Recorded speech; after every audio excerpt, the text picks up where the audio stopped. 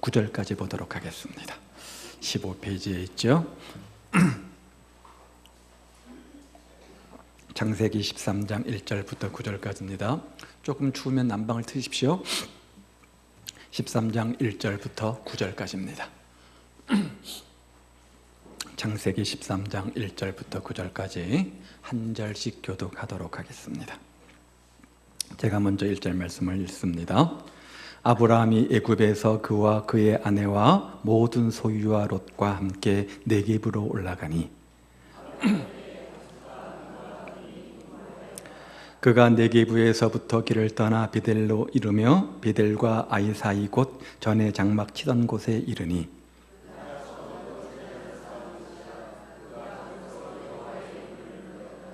아브라함의 일행 롯도 양과 소와 장막이 있으므로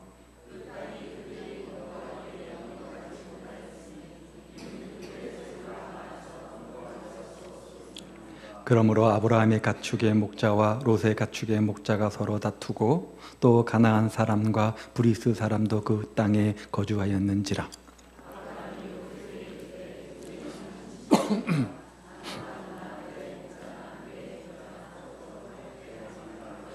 내 앞에 온 땅이 있지 아니하냐? 나를 떠나가라. 너가 좌하면 나는 우하고 너가 우하면 나는 좌하리라. 아멘. 순간의 선택이 10년을 좌우한다 라고 하는 선전 문구가 많은 사람들의 공감대를 불러일으켰던 적이 있습니다. 그만큼 마음에 와닿기 때문이었겠지요.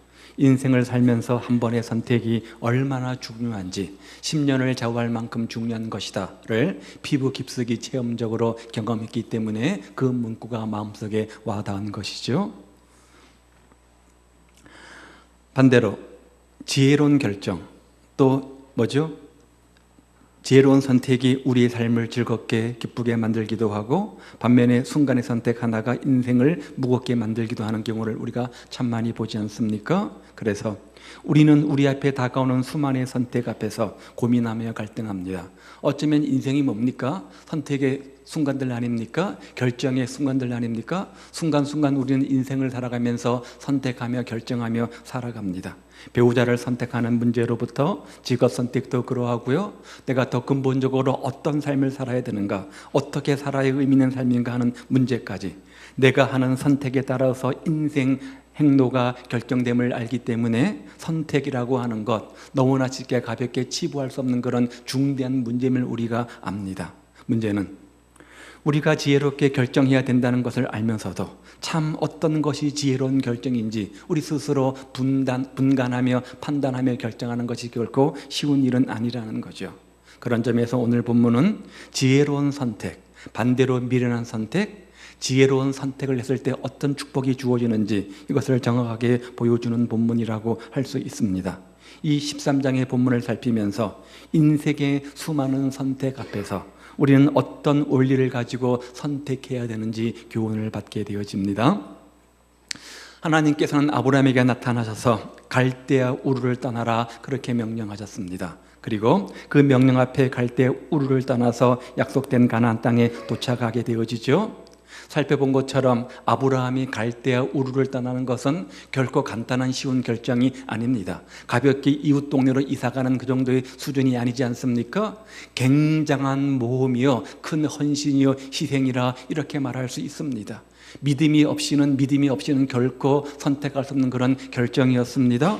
그렇다면 그렇게 도착한 가나안 땅에 풍성한 것들이 있어야 되는데, 크게 풍년이 들고 모든 것이 형통해야 되는데, 도착해 보니까 뭐라고요? 기근이 심해서 더 이상 그 땅에 살 수 없을 만큼 큰 기근이 있었다. 성경은 이렇게 말합니다.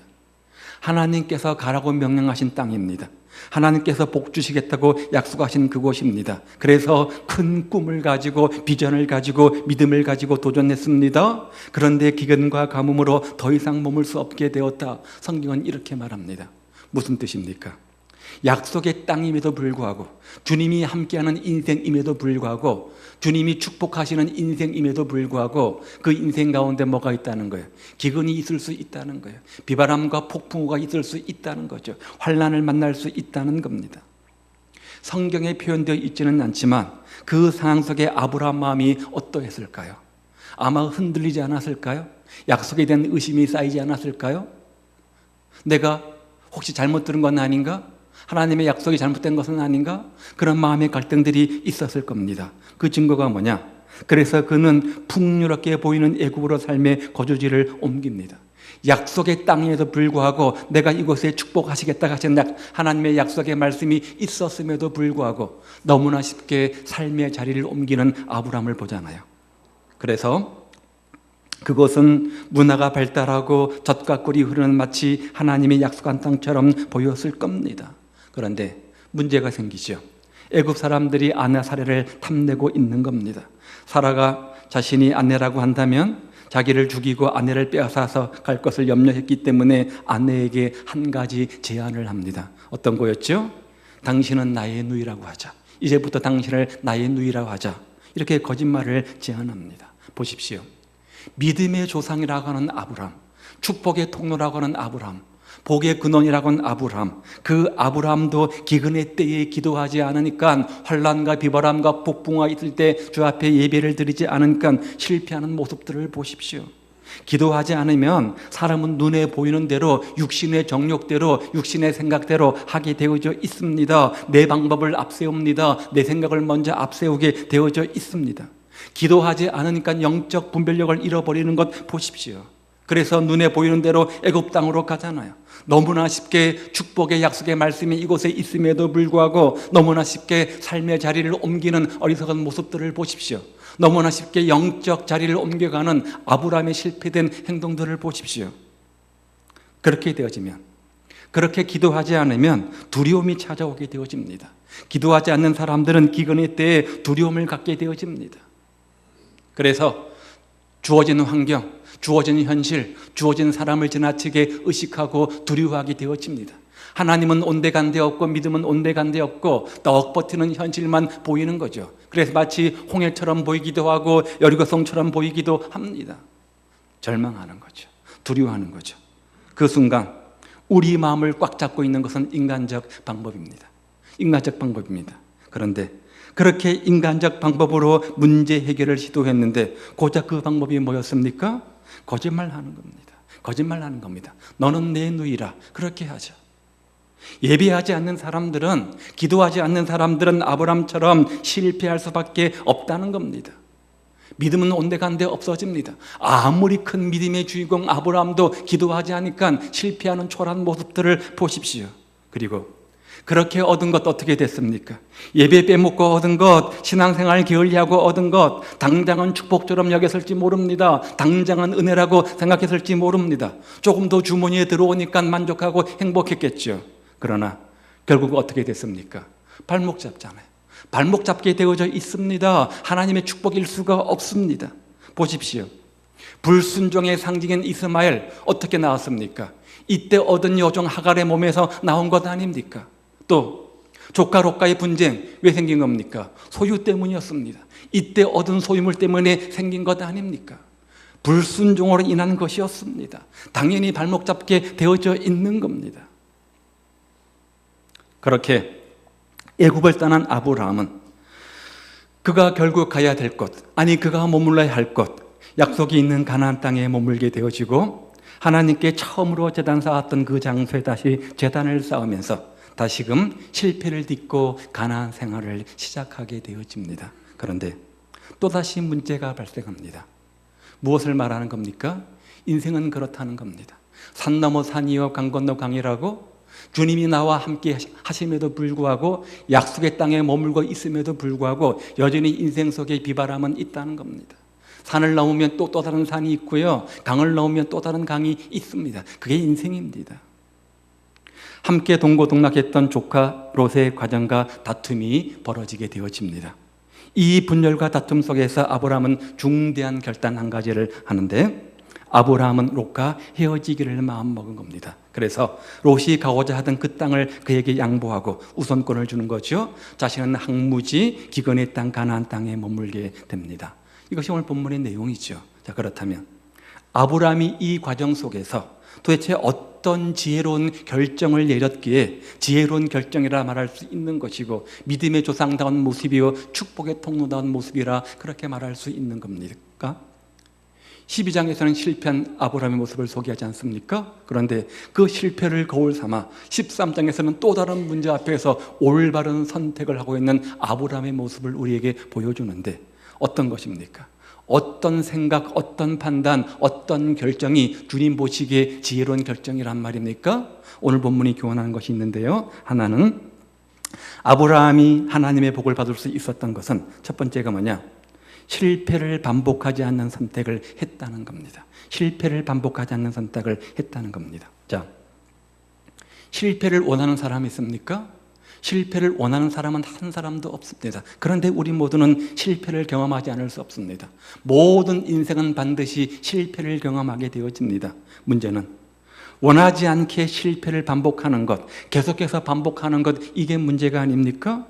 오늘 우리 삶 자체가 실패의 연속이라 그렇게 말할 수 있습니다. 정말 마음속으로는 정말 이제부터 실패하지 말아야지 다짐하지만 순간순간 또 실패의 연속 속에 있는 우리의 모습들을 보게 되어집니다. 실패 후에 그것을 거울 삼아 다시는 실패하지 않는 인생을 사는 사람이 있는가 하면 마음과 달리, 작정과 달리, 결심과 달리 또다시 실패하는 방법을 선택하는 경우를 종종 보기도 합니다. 그렇다면 실패 후 아브라함이 선택한 것은 무엇입니까?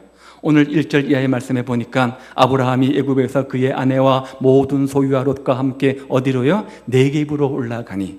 여기 네겝은 이스라엘 가나안 땅의 남쪽 지방을 말합니다. 광야 사막입니다. 네겝 사막 이렇게 말하죠. 가나안 땅으로 올라간 겁니다. 그런데 중요한 것은 아브라함이 애굽에서 나와서 가나안 땅에 올라갈 때 어떤 모습이었을까요? 가나안 땅으로 향하는 아브라함의 모습은 어떤 겁니까? 실패자의 모습입니까? 성공자의 모습입니까? 실패자의 모습이었습니다. 애굽으로 향할 때의 모습은 어떤 것을 기대했을까요? 실패의 모습을 기대하고 애굽으로 내려갔습니까? 성공의 모습을 기대하며 애굽으로 내려갔습니까? 후자였을 겁니다. 성공을 기대하며 애굽으로 내려가지 않았겠습니까? 그런데 실패자의 모습으로 등장하는 아브라함을 보십시오. 하나님을 떠나면 그렇게 된다는 거죠. 하나님이 머물라고 하신 그 자리에 머물지 아니하고 임의대로 삶의 자리를 옮겼던 아브라함은 애굽 땅에서 편하게 잘 먹고 잘 살 줄 알았지만 오히려 말할 수 없는 수치를 당합니다. 신앙적 상처를 가졌습니다. 그리고 지친 몸으로 패배자의 모습으로 애굽 땅을 벗어나고 있는 겁니다. 그런 그가 할 수 있는 일이 무엇입니까? 한번 생각해 보십시오. 큰 내상을 입었을 겁니다. 자존심 상했지요. 상처 때문에 방황했을지도 모릅니다. 내 인생 이게 뭔가? 갈대우르에서 잘 먹고 잘 살고 있었는데 왜 하나님이 나를 불러가지고 이렇게 처참하게 나를 만드는가? 신앙의 회의도 왔을 겁니다. 자신이 잘못한 것은 온데간데 없고 하나님께 대한 불평, 원망이 있었을지도 모릅니다. 또 아내 사라 입장을 한번 생각해 볼까요? 아내는 누구 믿고 삽니까? 여러분 누구 믿고 한 평생 사세요? 남편 믿고 살잖아요. 그렇죠? 그저 남편 하나 믿고 시집와서 남편 믿고 사는 것 아내 아닙니까? 그런데 남편에 대한 배신감 때문에 얼마나 치를 떨었을까요? 그리고 틈만 나면 바가지 팍팍 긁지 않았을까요? 그것으로 인해서 여러 가지 어려움 속에 배신감 때문에 가정의 분란과 어려움이 만들어졌을 것이 자명한 사실입니다. 그런데 그런 여러 가지 어려움 속에서 아브라함이 선택한 결정을 보십시오. 뭐라고요?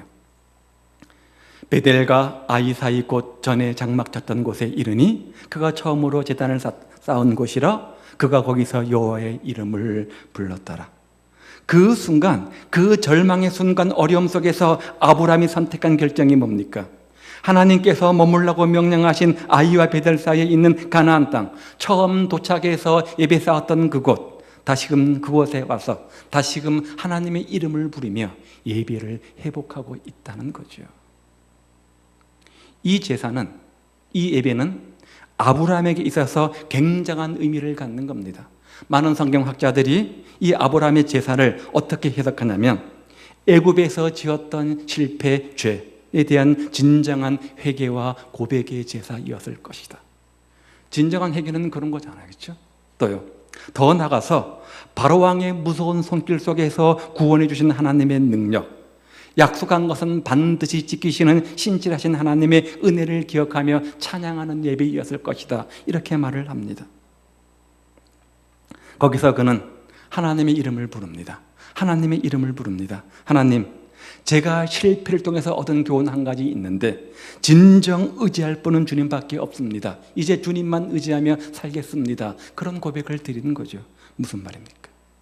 12장의 실패를 통해서 다시 있어야 할 그 자리로 돌아가는, 회복하는 그 모습을 볼 수 있는 겁니다.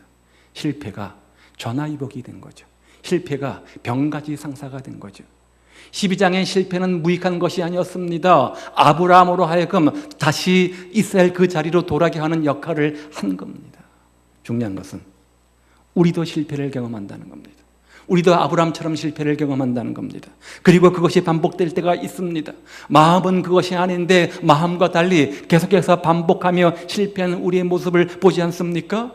그때마다 우리는 좌절합니다. 우리는 절망합니다. 그러나 더 중요한 것이 있는데 실패 다음에 우리가 어떻게 하느냐라는 겁니다. 아브라함이 어떻게 했어요? 똑같이 인생은 실패를 경험하게 되어져 있습니다. 중요한 것은 실패한 다음에 어떻게 하느냐에 따라서 실패는 전화위복이 되기도 하고 그렇지 않을 수도 있다는 거예요. 아브라함은 실패한 다음에 실패의 원인을 찾습니다. 그래서 실패할 방법으로 다시 돌아가는 것이 아니라 하나님께로 돌아온 거죠. 하나님께서 머물라고 하신 약속의 땅, 가나안 땅에 머물게 됩니다. 하나님께서 복 주시기 위해서 계획한 그 장소에 머물게 되는 거죠. 여러분, 환경이 나아졌을까요? 현실이 나아졌을까요? 마찬가지였을 겁니다. 애굽 땅에 가기 전에 가나안의 형편이나 다시 돌아왔을 때 가나안 형편은 똑같았을 것입니다. 뭐가 달라진 거예요? 아브라함의 마음만 달라진 거예요. 아브라함의 생각이 달라진 거예요. 아브라함의 가치관이 달라진 거예요. 약속의 땅 가나안은 단순히 육적인 축복만이 아니라 영적인 축복, 그리고 온 인류를 구원하기 위해서 아브라함에게 주신 하나님의 온대한 계획과 뜻이 있는 것 아닙니까? 하나님께서 아브라함에게 주신 온대한 계획, 꿈이 뭡니까? 아브라함을 통해서 믿음의 조상이 되어서 많은 후손들을 주시겠다는 약속 아닙니까? 인간 아브라함의 눈에는 잘 보이지 않았지만 하나님의 약속과 계획을 신뢰하면서 가라고 하신 그 자리에 자신의 삶의 자리를 내려놓게 되는 겁니다. 비로소. 뭐를 통해서요? 실패를 통해서 깨달은 겁니다. 내가 있어야 할 곳은 이곳이구나 깨달은 거죠. 얼마든지 아브라함 입장 속에서 자신을 합리화하거나 변명할 수 있지 않았을까요? 방어기제라고 하죠. 남 때문이다. 자기 탓하지 않고 남 탓, 환경 탓 할 수 있지 않았을까요? 심리학 박사이자 베스트셀러 작가 로라 슐레징어라는 사람은 한 가지 연구를 했는데 실패하고 잘못했을 때 사람들이 어떤 변명을 하는가, 그 변명에 대해서 연구를 한 사람입니다.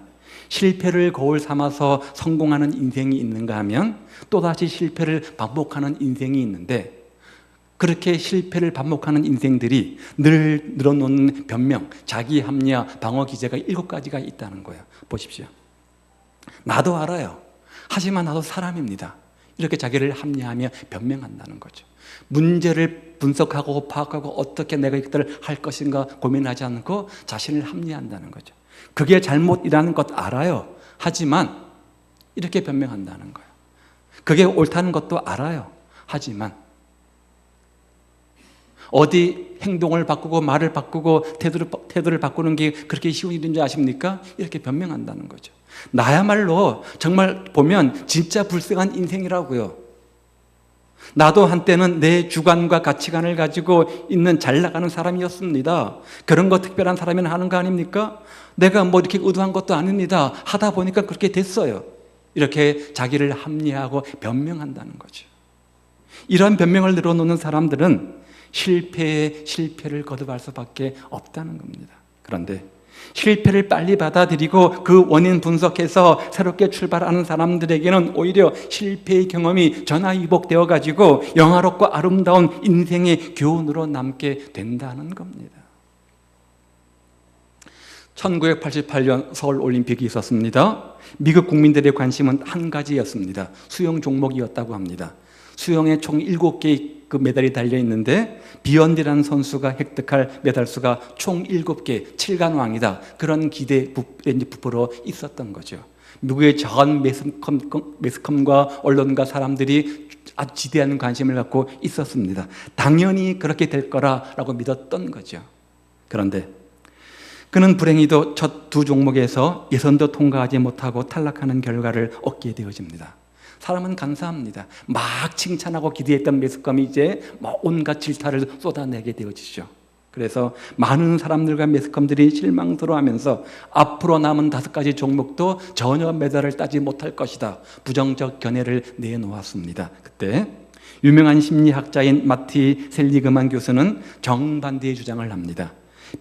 비욘디는 앞으로 남은 5종목 반드시 금메달을 딸 겁니다. 이런 주장을 한 거죠. 많은 사람들이 이 셀리그만 교수를 비난하며 조롱했습니다. 그런데 그렇게 주장한 이유는 근거가 있었다는 거예요. 무슨 근거냐?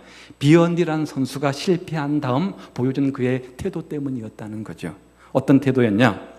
실패를 경험하고, 예선 탈락한 다음에, 실패를 경험한 다음에 자신이 왜 예선 탈락했는지, 왜 실패했는지를 분석하기 시작합니다. 그리고 코치가 하는 조언들을 적극적으로 수용하고 받아들입니다. 그래서 결국 그의 주장대로 비욘디는 나머지 종목에서 5개의 금메달을 따게 되어집니다. 과거를 거울 삼아서, 실패를 거울 삼아서 성공을 가지고 온 거죠. 하나님은 실패를 통해서 우리를 훈련하십니다. 하나님은 실패를 통해서 우리를 연단시키십니다. 아브라함 보십시오. 그저 평범했던 한 사람 아닙니까? 믿음조차도 없었던 사람 아닙니까? 그런 아브라함을 불러내가지고 실패라는 훈련 계획을 통해서, 실패의 도구를 통해서 한 걸음씩 한 걸음씩 믿음의 거장으로 만들어 가셨던 겁니다. 그냥 우연히 실패가 있었던 것이 아니라 실패가 성공의 어머니가 된 거죠. 실패를 딛고 나가다 보니까 믿음의 큰 사람으로 되어진 겁니다. 우리도 신앙생활을 할 때 실패자의 모습으로 설 때가 참 많이 있습니다. 오늘 어쩌면 이 자리에 있는 분들 가운데 결혼에 실패한 분이 있을지도 모릅니다. 자녀 교육에 실패한 분이 있을지도 모릅니다. 직장 생활에 실패한 분이 계실지도 모르겠습니다. 하나님을 믿는 신앙생활, 믿음 생활에 실패한 분이 있는지도 모릅니다. 여러 가지 모양의 실패를 경험을 끌어안고 이 자리에 앉아 계실지 모릅니다. 그럴 때 우리가 더 이상 실패를 반복하지 않기 위해서, 실패를 선택하지 않기 위해서 해야 될 일이 있는데 그게 뭐라는 거예요? 나의 실패 이유가 어디 있는가를 아브라함처럼 빨리 파악하고 하나님께서 말씀하신 그 자리로 돌아가 머물기로 결단하는 결단이 있어야 된다는 겁니다. 아브라함이 하나님께 아름답게 쓰임받고 복받았던 이유, 신앙의 실패를 또다시 반복하지 않는 선택을 했기 때문입니다. 실패하지 않았기 때문이 아닙니다. 또다시 실패도 합니다. 15장, 17장 가면 또 실패도 합니다. 그런데 그 실패가 반복되지 않도록 실패를 딛고 긍정적으로 활용했기 때문이라는 거죠. 실패를 발판 삼아서 한 걸음 더 도약했기 때문이라는 거죠. 오늘 우리는 어떻습니까? 우리도 수많은 실패를 경험하게 되어질 것입니다. 실패를 실패로 끝내지 말고 실패를 거울 삼아서, 실패를 발판 삼아서 한 걸음 더 신앙의 성숙과 인격의 성숙으로 축복의 통로로 만드는 그런 전화위복의 주인공들 되시기를 우리 주님의 이름으로 축복을 드립니다. 아픈 만큼 성숙한다고 하죠. 아프고 성숙하지 않으면 안 되잖아요. 아픈 만큼 성숙하시기를 바랍니다. 두 번째는요, 아브라함이 인간관계에 비중을 둔 선택을 했기 때문입니다. 보십시오. 자, 8절과 9절인데요. 아브라함은 관계를 중요시하는 인생관을 가지고 있었습니다. 하나님과의 관계를 최우선으로 했고요. 두 번째, 인간관계를 중요시했습니다. 그래서 인간관계를 중요하시는 장면들이 성경 여러 곳곳에 나오는데, 특별히 오늘 본문에는 삶 가운데 분쟁이 나타났을 때, 어떤 다툼이 있었을 때 그것들을 극복하는 모습들을 통해서 인간관계 중심의 해결책을 우리가 배우게 되어집니다.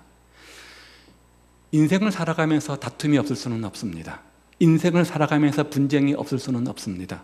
그 사람 안 보면 몰라도, 안 만나면 몰라도, 자주 만나고 자주 보는 사이라고 한다면 참 분쟁이 얼마나 우리를 힘들게 하는지 모릅니다. 영적으로 지치게 만들고요, 쓸데없는 에너지를 쏟게 만듭니다. 그래서 때로는 그것 때문에요, 사람을 죽이기도 하고 원수가 되기도 하지 않습니까? 아브라함의 가정에도 문제가 생긴 겁니다. 문제가 생긴 겁니다. 그런데 자, 그 문제의 원인을 5절과 6절에 보니까 이렇게 말하죠. 보십시오. 아브라함의 일행 롯도 양과 소와 장막이 있으므로. 무슨 말입니까? 아브라함이 재산이 있었는데, 아브라함에게 재산이 있었지만 롯에게도 재산이 있었다, 이 말입니다. 그런데 재산이 많다 적다의 기준이 누구냐면 아브라함이었다는 겁니다. 롯도 작은 재산이 아니었는데 아브라함과 비교해 볼 때는 작은 거였다는 겁니다. 그래서 기준이 아브라함 되다 보니까 상대적으로 비교의식 속에서 박탈감을 느낀 겁니다. 즉, 이 말이 말하는 것은 비교의식이 문제였다는 거죠. 비교하는 것이 문제였다는 거죠. 그런데 우리 마음속에 비교하는 마음이 들어올 때 분쟁은 시작됩니다. 보십시오. 형제 간의 다툼이 왜 일어납니까? 가족 간의 분쟁이 왜 일어납니까? 대부분의 이유는 비교의식입니다. 비교가 한 것 때문입니다. 형제 간에 비교하는 데서 아픔이 생긴다고 말을 하죠. 동생은 저렇게 잘 먹고 잘 살고 모든 것을 누리며 사는데, 그러니까 저 동생만 인정해주고 저 동생만 밀어주고 해주는구나. 그래, 나는 그렇지. 나는 인정해주지 않는구나. 그런 비교의식, 그런 마음속에 그런 생각들이 마음에 자리 잡게 되어지면 가족들을 서로 미워하게 만들고 나뉘게 하는 역할들을 한다는 거죠. 그리고요, 6절에 보니까 성경은 분쟁의 원인을 소유의 넉넉함으로 이야기하죠. 이는 그들의 소유가 많아서 동거할 수 없었습니다. 여러분, 분쟁이 언제 일어납니까? 다툼이 언제 일어납니까? 가난할 때입니까? 아닙니다. 부유할 때입니다. 가난할 때 우리는 돕습니다. 우리는 서로 사랑합니다. 서로 아낍니다. 서로 이해합니다. 서로 챙깁니다. 그러다가 소유가 많아지면 다투기 시작합니다. 분쟁이 생기는 겁니다.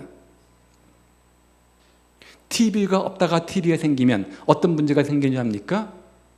채널 쟁탈권, 채널 싸움권이 생기는 겁니다. 형은 7번을 보겠다고 하고요, 동생은 5번을 보겠다고 하고요, 그 채널 싸움이 벌어지는 겁니다. 아브라함은 분쟁의 원인을 깨달았습니다. 분쟁의 원인을 깨달았습니다. 그리고 그 분쟁을 적극적으로 해결하려고 시도를 합니다. 왜요? 왜 그렇습니까? 첫 번째는 분쟁이라고 하는 것이, 다툼이라고 하는 것이 백해무익한 것, 아무런 유익이 되지 않기 때문입니다. 7절 보십시오.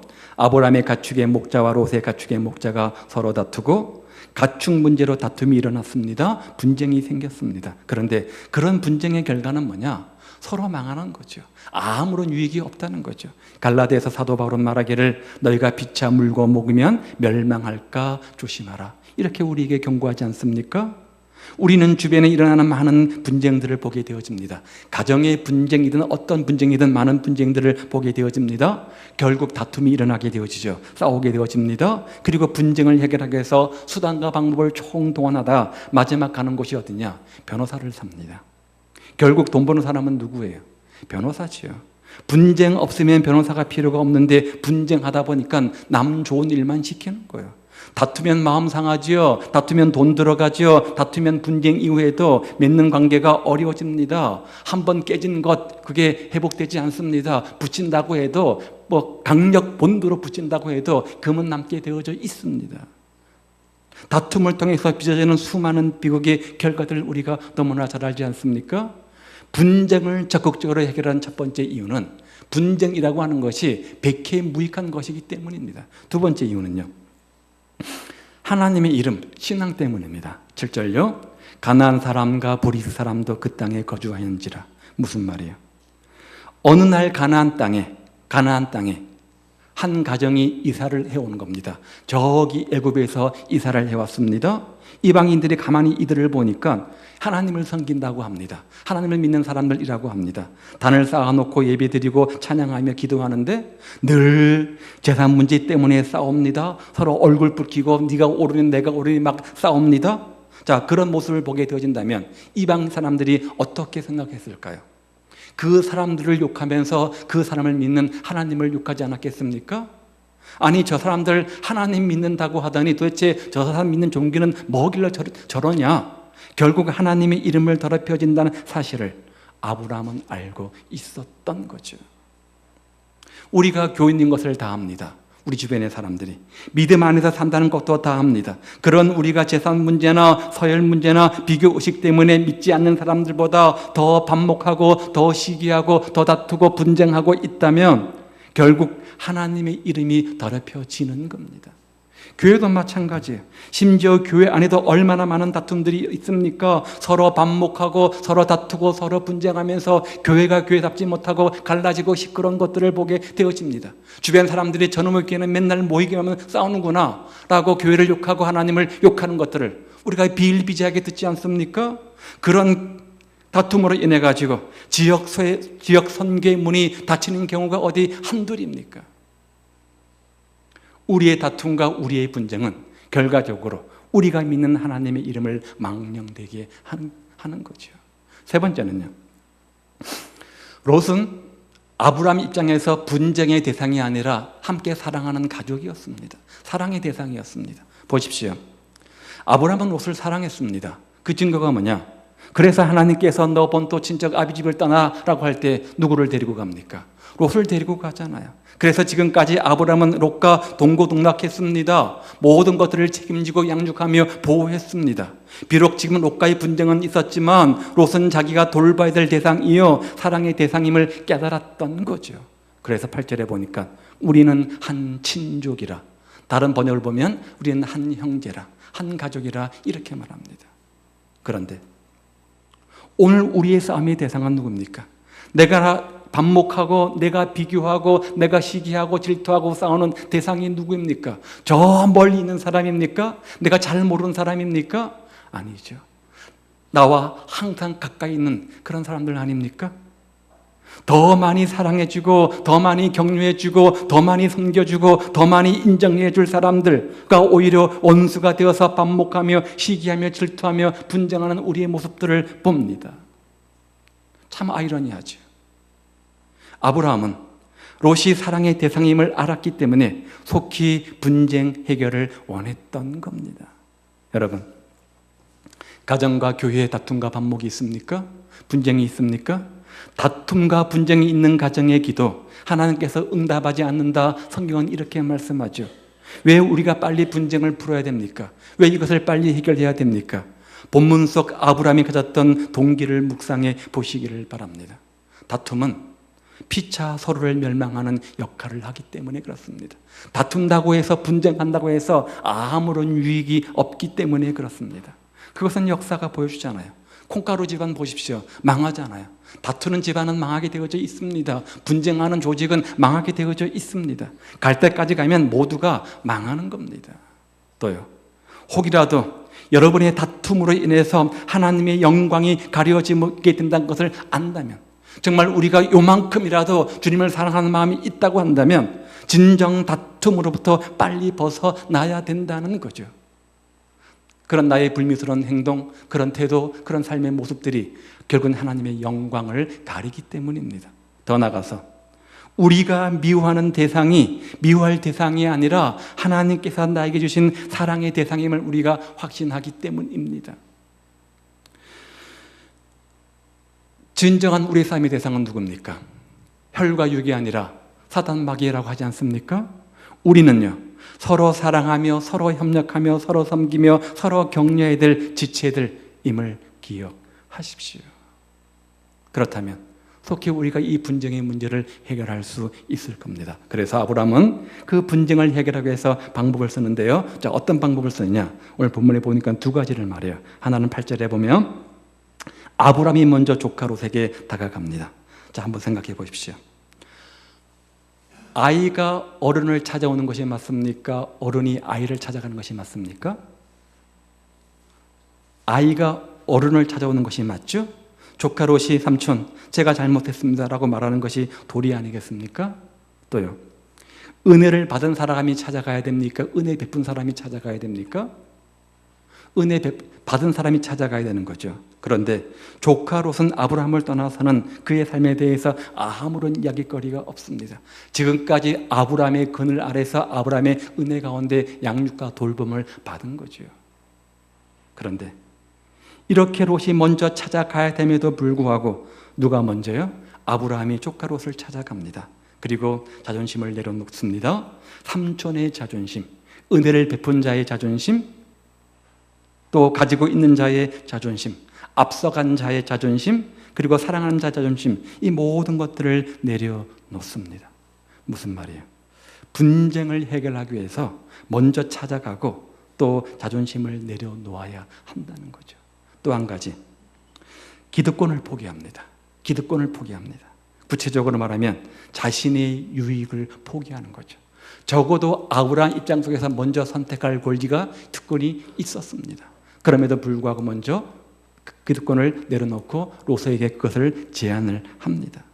사방을 둘러보아서 너가 좋은 땅을 먼저 선택하라, 이렇게 말하죠. 자신에게 유익된 선택을 포기하는 겁니다. 손해를 감수하는 거죠. 분쟁이라고 하는 것은 손해를 감수해야 됩니다. 성경은 우리에게 분쟁에 대해서 많은 교훈들을 주는데요. 오늘 우리의 분쟁의 대부분 이유가 뭐냐? 바로 관계의 갈등입니다. 관계의 갈등입니다. 어떻게 해결할 수 있습니까? 오늘 본문의 아브라함의 방법을 배우면 되는 거죠. 관계의 관점을 두는 선택, 그 선택이 여러분에게도 있기를 우리 주님의 이름으로 축복을 드립니다. 이렇게 아브라함은 실패를 거울 삼아서 더 성공으로 도약하는 그런 삶을 우리에게 보여줍니다. 따라서 하나님의 인정과 축복을 받기 원한다면 아브라함처럼 최선의 선택을 하시기를 바랍니다. 어떤 거요? 먼저는요, 실패를 반복하지 않는 선택을 하십시오. 실패했던 말들, 실패했던 행동들, 실패했던 습관들, 실패했던 경험들, 어떤 모임, 어떤 만남 파악하시고 반복되지 않도록 그 자리를 벗어나서 하나님의 자리로 돌아오십시오.